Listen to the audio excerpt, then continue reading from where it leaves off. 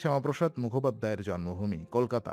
এই শহরেই তার জন্ম, এই শহরেই তিনি বড় হয়েছেন, এই শহরেই তার পিতা আশুতোষ মুখোপাধ্যায় ইতিহাস তৈরি করেছিলেন।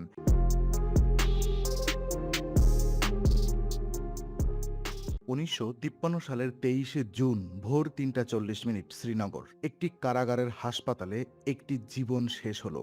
কোনো পরিবার পাশে নেই, কোনো বন্ধু পাশে নেই, শুধু সরকারি চিকিৎসক এবং নীরবতা।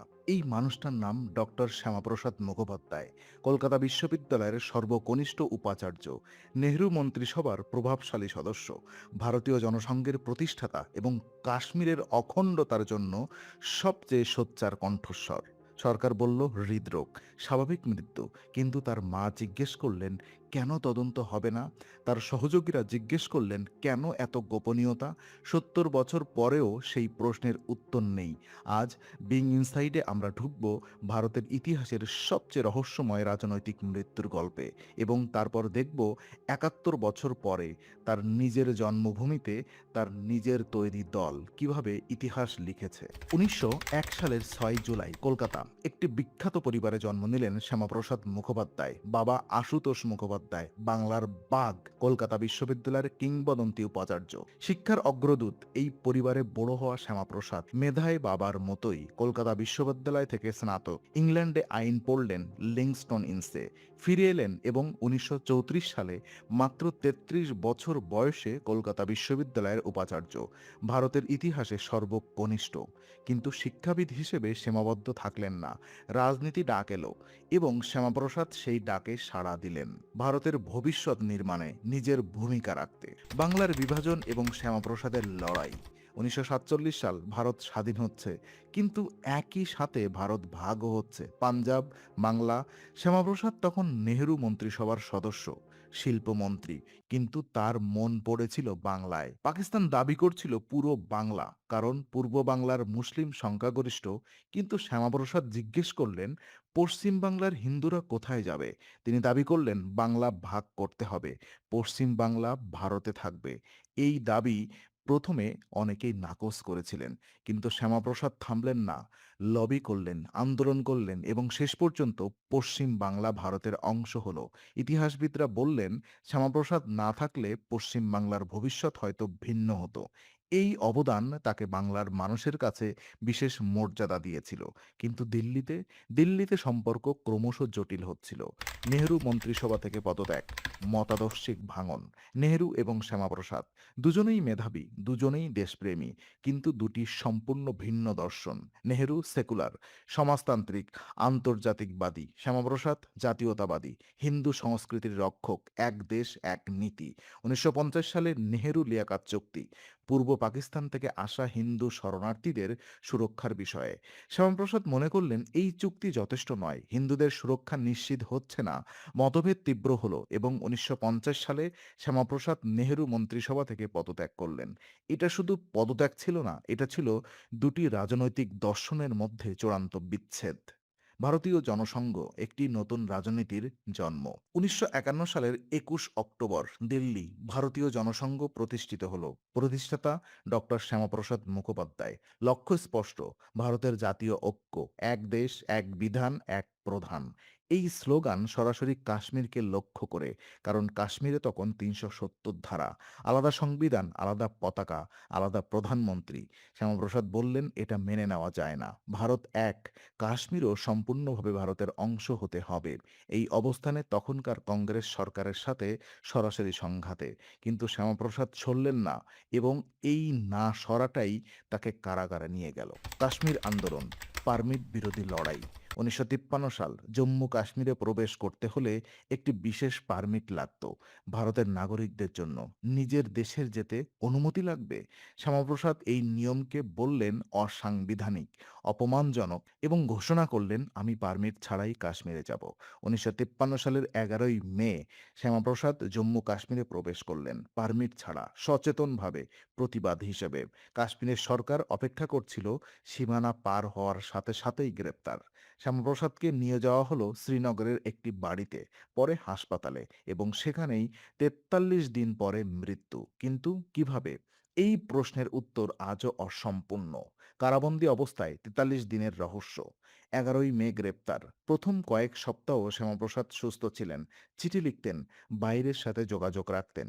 কিন্তু জুনের শুরুতে স্বাস্থ্য খারাপ হতে শুরু করলো। পিঠে ব্যথা, জ্বর, এখানেই প্রথম রহস্য। তার পিঠের ব্যথার চিকিৎসায় স্টেপ্টোমাইসিন ইনজেকশন দেওয়া হতো। কিন্তু অভিযোগ উঠেছে শ্যামাপ্রসাদের স্ট্রেপ্টোমাইসিন অ্যালার্জি ছিল। এটা তার চিকিৎসক জানতেন। তারপরও কেন এই ওষুধ? এই প্রশ্নের সন্তোষজনক উত্তর কখনো আসেনি। ২২ জুন অবস্থার অবনতি হলে হসপিটালে নিয়ে যাওয়া হয়। কিন্তু এত দেরি কেন? আগে কেন নিয়ে যাওয়া হলো না? ২৩ জুন ভোর ৩টা ৪০ মৃত্যু। সরকারি বিবৃতি, হৃদরোগ। কিন্তু মাত্র ৫২ বছর বয়সী একজন সক্রিয় রাজনীতিবিদ গ্রেপ্তারের মাত্র ৪৩ দিন পরে এইভাবে মারা যাবেন? মায়ের চিঠি, তদন্তের দাবি এবং প্রত্যাখ্যান।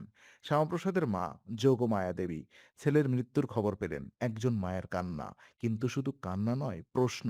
তিনি তৎকালীন প্রধানমন্ত্রী জওহরলাল নেহরুকে চিঠি লিখলেন। চিঠিতে দাবি করলেন একটি নিরপেক্ষ তদন্ত কমিশন গঠন করা হোক। কেন মৃত্যু হলো তা জানা হোক। চিকিৎসায় কোনো গাফিলতি ছিল কিনা তা তদন্ত করা হোক। নেহরু উত্তর দিলেন, কিন্তু তদন্ত করতে রাজি হলেন না। তদন্ত কমিশন গঠিত হলো না। একটি মায়ের আবেদন প্রত্যাখ্যান হলো। এই প্রত্যাখ্যান সন্দেহের আগুনে ঘি ঢেলে দিল। মানুষ জিজ্ঞেস করল, কি লুকানো হচ্ছে? কেন তদন্তে এত ভয়? রাজনৈতিক অভিযোগ, নেহরু ষড়যন্ত্র দত্ত। ২০০৪ সাল, অটল বিহারী বাজপেয়ী ভারতের তৎকালীন প্রধানমন্ত্রী, জনসংঘের পুরনো নেতা, শ্যামাপ্রসাদের সহযোগী। তিনি দাবি করলেন শ্যামাপ্রসাদের মৃত্যু একটি নেহেরু ষড়যন্ত্র। এই দাবি নতুন করে পুরনো প্রশ্নগুলো জাগিয়ে তুলল। অভিযোগকারীরা বলেন শ্যামাপ্রসাদ ছিলেন নেহেরুর সবচেয়ে শক্তিশালী রাজনৈতিক প্রতিপক্ষ। তার কাশ্মীর আন্দোলন নেহেরুর কাশ্মীর নীতিকে সরাসরি চ্যালেঞ্জ করছিল। তাকে বাঁচিয়ে রাখলে রাজনৈতিক বিপদ বাড়ত। কিন্তু এই অভিযোগের পক্ষে কোনো সরাসরি প্রমাণ নেই। ইতিহাসবিদরা বিভক্ত। কেউ বলেন এটা ষড়যন্ত্র, কেউ বলেন এটা চিকিৎসার অবহেলা, কেউ বলেন সত্যিই হৃদরোগ।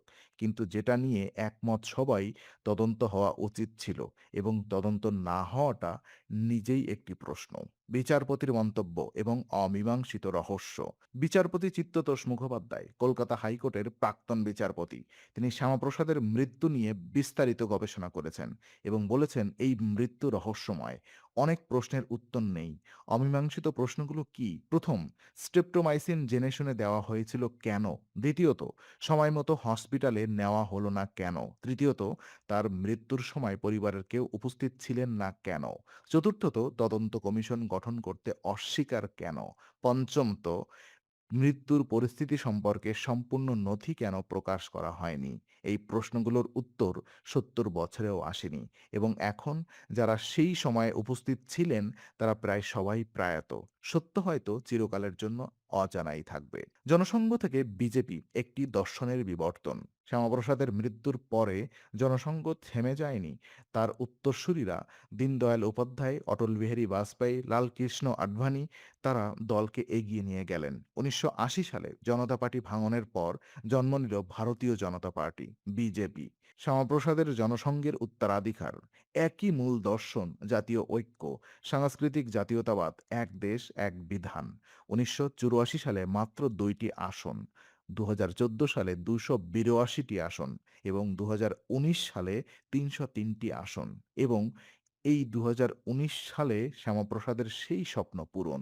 জম্মু কাশ্মীর থেকে ৩৭০ ধারা বিলুপ্ত। যে লড়াইয়ে শ্যামাপ্রসাদ প্রাণ দিয়েছিলেন, সেই লড়াইয়ে পরিণতি ৬৬ বছর পরে। জন্মভূমিতে প্রত্যাবর্তন, ২০২৬ সালের ঐতিহাসিক জয়। ২০২৬ সাল, পশ্চিমবঙ্গ। শ্যামাপ্রসাদ মুখোপাধ্যায়ের জন্মভূমি কলকাতা। এই শহরেই তার জন্ম। এই শহরেই তিনি বড় হয়েছেন। এই শহরেই তার পিতা আশুতোষ মুখোপাধ্যায় ইতিহাস তৈরি করেছিলেন এবং সেই শহরে, সেই রাজ্যে শ্যামাপ্রসাদের প্রতিষ্ঠিত দলের উত্তরাধিকার ভারতীয় জনতা পার্টি প্রথমবার সরকার গঠন করল। ২০৭টি আসন, স্পষ্ট সংখ্যাগরিষ্ঠতা। যে মানুষ ১৯৫১ সালে একটি ছোট্ট দল শুরু করেছিলেন, সেই মানুষ ১৯৫৩ সালে বন্দী অবস্থায় মৃত্যুবরণ করেছিলেন। তার স্বপ্ন, তার দর্শন, তার উত্তরাধিকার ৭৩ বছর পরে তার নিজের জন্মভূমিতে রাজনৈতিক বাস্তবতায় পরিণত হল। ইতিহাসের এই বিচিত্র পরিহাস অথবা নিয়তির পরিপূর্ণতা, যেভাবেই বলা হোক, এটা একটি উল্লেখযোগ্য মুহূর্ত। উত্তরাধিকারের মূল্যায়ন শ্যামাপ্রসাদ আসলে কে ছিলেন? শ্যামাপ্রসাদ মুখোপাধ্যায়কে মূল্যায়ন করা জটিল। তার সমর্থকরা বলেন তিনি ছিলেন ভারতের অখণ্ডতার রক্ষক, কাশ্মীরকে সম্পূর্ণভাবে ভারতে রাখার জন্য প্রাণ দিয়েছেন, বাংলাকে পাকিস্তান থেকে বাঁচিয়েছেন। সমালোচকরা বলেন তার রাজনীতি ছিল বিভাজনমূলক, ধর্মীয় পরিচয় ভিত্তিক, কিন্তু উভয় পক্ষ একমত শ্যামাপ্রসাদ ছিলেন মেধাবী, সাহসী এবং তার বিশ্বাসে অবিচল মৃত্যু পর্যন্ত। তিনি বলেছিলেন, "এক দেশে ২ টি সংবিধান, ২ টি প্রধান, ২ টি পতাকা, এটা চলবে না।" এই কথা বলার জন্য তিনি গ্রেপ্তার হয়েছিলেন এবং হয়তো প্রাণও দিয়েছিলেন। ১৯৫৩ সালের ২৩ জুন ভোর ৩:৪০ একটি প্রশ্ন জন্ম নিয়েছিল। সেই প্রশ্নের উত্তর আজও নেই। হত্যা, অবহেলা, স্বাভাবিক মৃত্যু আমরা জানি না। হয়তো কখনো জানবও না। কিন্তু কিছু জিনিস আমরা জানি। শ্যামাপ্রসাদ যে স্বপ্ন দেখেছিলেন কাশ্মীর সম্পূর্ণভাবে ভারতের অংশ, সেই স্বপ্ন ২০১৯ সালে পূরণ হয়েছে। তিনি যে দল প্রতিষ্ঠা করেছিলেন, সেই দলের উত্তরাধিকার আজ কেন্দ্রে শাসন করছে এবং ২০২৬ সালে তার নিজের জন্মভূমিতে তার প্রতিষ্ঠিত দলের উত্তরাধিকার প্রথমবার সরকার গঠন করেছে। ইতিহাস কখনো কখনো অপেক্ষা করে দীর্ঘ সময়, কিন্তু যে মানুষ সত্যিকারের বিশ্বাস নিয়ে লড়েছেন, তার কাজ তার মৃত্যুর পরেও থেমে থাকে না। শ্যামাপ্রসাদ মুখোপাধ্যায় ১৯৫৩ সালে মারা গেছেন, কিন্তু তার প্রশ্নগুলো, তার স্বপ্নগুলো, তার সংগ্রামগুলো আজও বেঁচে আছে এবং সেটাই হয়তো একজন রাজনীতিবিদের সত্যিকারের অমরত্ব। মৃত্যুর রহস্য অমীমাংসিত, কিন্তু উত্তরাধিকার অনস্বীকার্য। বিং ইনসাইড সত্যের সন্ধানে।